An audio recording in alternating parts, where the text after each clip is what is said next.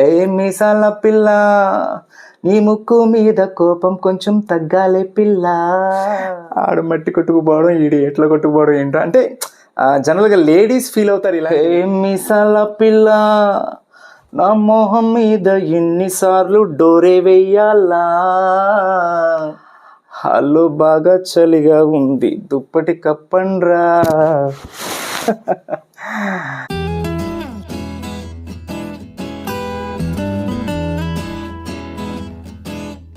సంగీత సాహిత్య స్వరసంగమ దృశ్య కావ్యానికి స్వాగతం. నా పేరు ధనంజయ్. మెగాస్టార్ చిరంజీవి గారు అండ్ ఫ్యామిలీ ఎంటర్టైన్మెంట్కి కేర్ ఆఫ్ అడ్రస్గా ఉన్నటువంటి అనిల్ రావిపూడి కాంబోలో వస్తున్నటువంటి మన శంకర్ వరప్రసాద్ గారు పండగకు వస్తున్నారు. ఈ మూవీ నుంచి ఫస్ట్ సింగిల్ అయితే రిలీజ్ అయింది, మీసాల పిల్ల. ఆ పాట గురించిన నా ఫీలింగ్స్ మీతో షేర్ చేసుకోవడానికి రెడీగా ఉన్నాను. లెట్స్ కమాన్. ముందుగా సంగీతం గురించి మాట్లాడుకుంటే ఈ సంగీతాన్ని అందించింది బీమ్స్ సిసిలియో.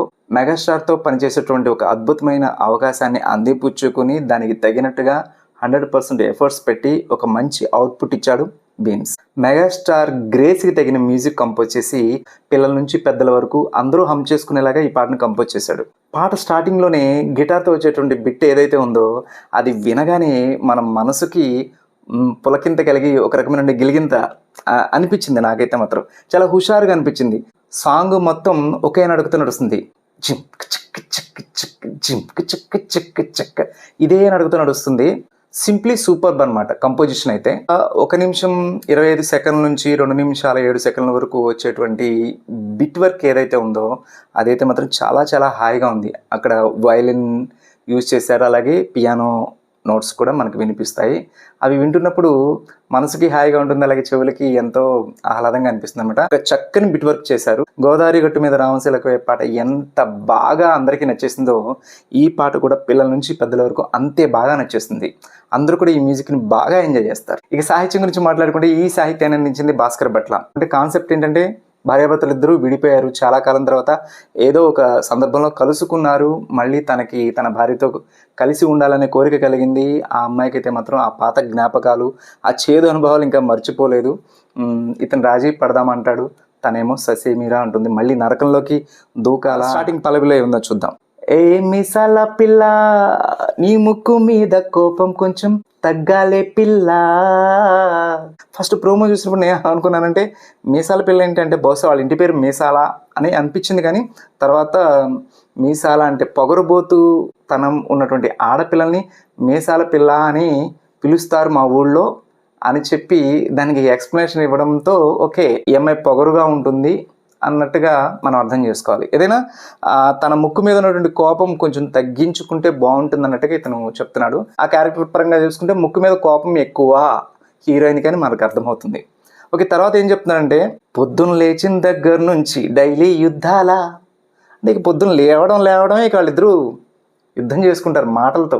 మొగుడు పెళ్ళాలంటేనే కంకి కొడవల్ల. వరి కంకిని కొయ్యాలంటే కొడవలు ఉపయోగించాలి కదా, అదే కొడవలి కంకితో భార్యాభర్తలు ఇద్దరిని పోల్చడం అయితే చాలా చిత్రంగా ఫన్నీగా ఉంది. అట్ట కన్నెర్ర చెయ్యాలా కారాలే నూరేలా, ఇట్ట దుమ్మెత్తిపోయాలా దూరాలే పెంచేలా, కుందేలు కోపం వస్తే చిరుతకి చెమటలు పట్టేలా. ఈ అమ్మాయి కోపంతో కారాలే నూరేలాగా కన్నెర చేస్తుందంట. ఆ కోపం ఎలా ఉంటుందంటే దూరాలు పెంచేసేలాగా దుమ్మెత్తి పోస్తుంది. ఇతని తప్పుల్ని పొరపాటుని ఎత్తి చూపిస్తూ మాటిమాటికి సాధించడం అనమాట. సో ఈ కంపారిజేషన్ అంతా కూడా ఇక్కడ హీరో చెప్తున్నాడు. తనని చిరుతతో పోల్చుకున్నాడు, తన భార్యని కుందేలుతో పోల్చుకున్నాడు. కుందేలు కోపం వస్తే చిరుతకు కూడా చెమటలు పట్టేలాగా ఉంది తన భార్య యొక్క సాధింపు అన్నట్టుగా ఇతను చెప్తున్నాడు. దానికి ఆ అమ్మాయి ఏం చెప్తుందంటే నీ వేషాలు చాలే, నువ్వు కాక పడితే కరిగేటంత సీనే లేదులే, అందితే జుట్టు అందకపోతే కాళ్ళ బేరాలా, నువ్విట్ట ఇన్నోసెంటే ఫేసే పెడితే ఇంకా నమ్మాలా, ఓ బాబు నువ్వే ఇంతేనా మగజాతి మొత్తం ఇంతేనా, గుండెల్లో ముళ్ళు గుచ్చి పువ్వులు చేతికి ఇస్తారా. ఇది ఆ అమ్మాయి ఫీలింగ్. గుండెల్లో ముళ్ళు గుచ్చేసి మళ్ళీ రోజా పువ్వు ఇచ్చేసేస్తే సరిపోతుందా, నువ్వే ఇలా బిహేవ్ చేస్తావా, టోటల్ మగజాతి అంతా కూడా ఇంతేనా అనే ఫ్రస్ట్రేషన్లో అమ్మాయి ఉంది. అంతే జుట్టు అందకపోతే కాళ్ళ బేరాలనేటువంటి మనస్తత్వం ఉన్నట్టుగా అతనికి ఆపాదిస్తూ ఈ అమ్మాయి చెప్తుంది. అలా అని చెప్పి ఇన్నోసెంట్ ఫేస్ పెట్టేసేస్తే నిన్ను ఇంకా నమ్మాలా, నీ వేషాలు చాలు, నేను కరిగిపోయేంత సీన్ అయితే లేదు అని ఖరాఖండిగా చెప్తుంది. ఇక చరణం విషయానికి వస్తే, చరణంలో వీళ్ళిద్దరూ విరిపోవడానికి బలమైన కారణం ఏంటంటే, ఎవడో దిష్టి పెట్టుంటాడు. జనరల్గా లేడీస్ ఫీల్ అవుతూ ఉంటారు, వాళ్ళ దిష్టి తగిలింది, వీళ్ళు ఏడుపు కొట్టిందని. కొన్ని తిట్లు వెరైటీగా ఉంటాయి. కానీ ఇక్కడ వెరైటీగా హీరో గారు చెప్తున్నారు, మన ఇద్దరం ఇలా విడిపోవడానికి కారణం ఎదురింటి వెంకట్రావు, ఆడేదో కొలుగు తెచ్చుంటాడు, లేదంటే పక్కింటి సుబ్బారావు దిష్టి పెట్టుంటాడు, అందుకే ఇలా జరిగింది అని చెప్తూ వాళ్ళిద్దరిని తిడుతున్నాడు. ఎలాగో తెలుసా, ఆయన మట్టి కొట్టుకుపోవాలని, ఈయనేమో ఏట్లో కొట్టుకుపోవాలని. ఈ కంపారిజేషన్, ఈ లైన్స్ అయితే మాత్రం చాలా ఫన్నీగా ఉన్నాయి. అంటే మెగాస్టార్ యొక్క కామెడీ టైమింగ్కి మంచి హ్యూమర్ టచ్ ఇచ్చేలాగా ఈ లైన్స్ భాస్కర్ పట్ల రాయడం అయితే చాలా చాలా బాగుంది. కోర్స్ డైరెక్టర్ గారు రాయించుకుంటారు అనుకోండి, అది వేరే విషయం.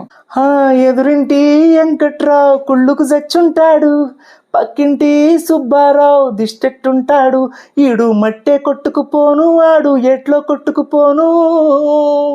అంటే వీళ్ళు విడిపోవడానికి ఆడి ఏడుపు, వీడి దిష్టి కారణం అని చెప్పి అతను ఫీల్ అవుతుంటే, తనకి అమ్మాయి ఏం చెప్తుంది, ఆ వేడుకొండల వెంకన్న నా బాధను చూసుంటాడు, శ్రీశైలం మల్లన్న కరుణించుంటాడు, కనుకే నీతో కట్టయ్యాను, చాలా హ్యాపీగా ఉంటున్నాను.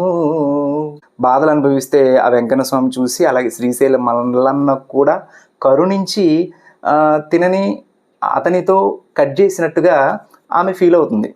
వాళ్ళ దయ వల్ల నేను నీతో విడిపోయాను, ఇప్పుడైతే హ్యాపీగా ఉంటున్నాను ఫీలింగ్ తను చెప్పగానే ఇతను హర్ట్ అయ్యాడు. ఎందుకంటే ఇద్దరు విడిపోయి ఆ అమ్మాయి హ్యాపీగా ఉంది కానీ ఇతను హ్యాపీగా లేడు. సో దాంతో హర్ట్ అయ్యేలా అంత హార్ష్గా మాట్లాడాలా అని చెప్పి తను చెప్తున్నాడు అనమాట. నువ్వింత హార్ష్గా మాట్లాడాలా, హర్ట్ అయిపోయేలా. అది ఎంత హార్ష్గా మాట్లాడావు, నా హర్ట్ అయ్యింది, నేను ఇంకా నీ గురించి నీ తప్పిస్తున్నాను అనే అర్థం వచ్చేలాగా తన ఫీలింగ్ అతను అక్కడ అలా చెప్పడం జరిగిందనమాట. ఇంకా ఏమంటున్నాడు, ఏ తప్పు చెయ్యకుండా ఎవరైనా భూమి మీద ఉంటారా? తప్పు చేయనోడు ఎవడుంటాడు, అందరూ చేస్తారు. ఏదో తప్పు చేశాను అని తనంటే, ఆ తప్పు ఒకటి కాదు, రెండు కాదు, చాలా తప్పులు ఆ చిత్రగుప్తుడి చిట్టా అన్నట్టుగా ఆ అమ్మాయి చెప్తుంది. నీ తప్పులు ఒకటా రెండా చిత్రగుప్తుడి చిట్టాలా? చిత్రగుప్తుడి చిట్టాలో ఉన్నటువంటి లెక్కల మాదిరి ఇతను అన్ని తప్పులు చేశాడు కాబట్టి నేను భరించలేక దూరం అయిపోయాను, దూరంగా వెళ్ళిపోయాను. ఆ తర్వాత తను అంటున్నాడు, రాజీ పడదామంటే రావే మాజీ ఇల్లాలా, రాజీ పడిపోదాం రా మాజీ ఇల్లాలా అని పిలుస్తున్నాడు. దానికి ఆ అమ్మాయి ఏం చెప్తుందో చూడండి, నువ్వు రోజు పెట్టే నరకంలోకి మళ్ళీ దూకాలా. అంటే రోజు ఇతను ఎంత నరకం పెట్టాడో మరి రేపు సినిమా చూస్తే కానీ తెలియదు మనకి. మరి అంత భయంకరమైనటువంటి నరకం పెట్టి విడిపోయేలాగా చేసేటువంటి పరిస్థితులు ఏంటనేది మనకి తెలుసుకోవాలి అన్నట్టుగా ఒక క్యూరియాసిటీ క్రియేట్ చేశారు డైరెక్టర్ ఈ సాహిత్యంతో. ఒక భయంకరమైనటువంటి సిచ్యువేషన్లో వాళ్ళిద్దరూ విడిపోయారు. అయితే తను హ్యాపీగా ఉంది, తిను మాత్రం తననే తలుచుకుంటూ ఉన్నాడు. మళ్ళీ నా జీవితంలోకి రా అని ఇతను బతిమలాడుతున్నట్టుగా, తను మాత్రం ససేమిరా అంటున్నట్టుగా అర్థం వచ్చేలాగా ఈ సాహిత్యం మొత్తం ఉంది. అంటే పాతయన్ని తవ్వుకుంటా మళ్ళీ నా పతనం చూడాలని నువ్వు కోరుకుంటున్నావా అని అడుగుతూనే హీరోయిన్ని కంపేర్ చేశాడు ఒకరితో. కలకత్తా కాళీమాత నీకు మేనత్త అయ్యేలా. ఎప్పుడైతే కలకత్తా కాళీమాత తన మేనత్త అని పోల్చాడో, అమ్మాయి స్పీడ్గా గదిలోకి వెళ్ళిపోయి డోర్ వేసేసుకుంటుంది. ఆ మొహం మీద డోర్ వేసేసరికి మన హీరో గారు ఫీల్ అయ్యి, హే మీసాల పిల్ల, నా మొహం మీద ఎన్నిసార్లు డోరే వెయ్యాలా అని. అంటే పడుకోవడానికి తన గదిలో అవకాశం లేకపోయేసరికి వచ్చి హాల్లో పడుకున్నట్టుగా, అక్కడ చలి బాగా వేసేస్తుంది, దుప్పటి కప్పండిరా అనేటువంటి లైన్తో ఈ లిరికల్ వీడియో అయితే కంప్లీట్ అయింది. హాల్లో బాగా చలిగా ఉంది, దుప్పటి కప్పండ్రా. ఈ పాటలో ఉన్న సాహిత్యం అంతా కూడా ఇద్దరి భార్యాభర్తల మధ్య జరిగేటువంటి కాన్వర్జేషన్ అంతే. ఆ కాన్వర్జేషన్కి ట్యూన్ కట్టడం, పాట రూపంలో తీసుకురావడం అయితే మాత్రం చాలా చాలా బాగుంది. ఇంకా సింగర్స్ విషయానికి వస్తే, ఈ పాటను పాడింది ఉదిత్ నారాయణ. ఎన్నో సంవత్సరాల తర్వాత మళ్ళీ మెగాస్టార్ చిరంజీవి గారి కోసం ఆయనతో పాడించడం చాలా చాలా బాగుంది. రామ్మ చిలకమ్మ కైకల్లూరి కన్నే పిల్ల, మందారం బొగ్గల్లోకి మచ్చటొచ్చిందే, వాన వాన వెన్నెల వాన, కృష్ణ ముకుంద కన్నే కిష్కింద, జడతో నా మనసు లాగేసిందా. ఇలాంటి ఎన్నో సూపర్ హిట్ సాంగ్స్ చిరంజీవి గారికి ఇచ్చారు. అన్ని సంవత్సరాల తర్వాత మళ్ళీ ఇప్పుడు ఆయన వాయిస్తో ఈ పాటని పాడించడం, అంటే వింటేజ్ చిరుని చూపించాలి అనేటువంటి కాన్సెప్ట్తో అనిల్ రావుపూడి మైండ్లో ఉన్నటువంటి విజన్కి వోకల్ కూడా ఉదిత్ నారాయణతో పెడితే బాగుంటుంది అన్నట్టుగా తను తీసుకురావడం ఏదైతే బాగుంది. సంక్రాంతికి వస్తున్నాల్లో వెంకటేష్ గారికి రమణ గోగుల్ గారితో పాట పాడించడం ఎలాగో ఇక్కడ చిరంజీవి గారికి ఉదిత్ నారాయణ గారితో పాడించడం కూడా ఆ ట్రెండ్ హైప్ తీసుకురావడం, కానీ కొంచెం పాత వాయిస్ని మళ్ళీ ఒకసారి వింటే మనం ఆ ఫీల్కి వెళ్తామన్న ఉద్దేశంతో కావచ్చు, ఏదైనా వర్కౌట్ అయింది. సూపర్ అనమాట. ఇంకా female singer Shweta Mohan voice కూడా ఆసం, చాలా బాగుంది. నయనతార ఫేషియల్ ఎక్స్ప్రెషన్స్కి తగినట్టుగా ఈ వాయిస్ మ్యాచ్ అయింది, అందులో ఏ డౌట్ లేదు. సూపర్. దృశ్యపరంగా మాట్లాడుకుంటే కొరియోగ్రఫీ ముందుగా మాట్లాడుకోవాలి. కొరియోగ్రఫీ వచ్చేసి విజయ్ పోలాకి మాస్టర్. కంపోజిషన్లో చిరంజీవి డ్యాన్స్ క్రిసి తగినట్టుగా మూమెంట్స్ అయితే మాత్రం చాలా బాగా కంపోజ్ చేశారు. ఎస్పెషల్లీ కచీఫ్తో చేసేటువంటి సిగ్నేచర్ స్టెప్ అయితే చాలా చాలా బాగుంది. వేణ స్టెప్కి దగ్గరగా ఉన్నటువంటి ఒక మూమెంట్స్తో స్టెప్ అయితే ఉంది, అది చాలా చాలా బాగుంది.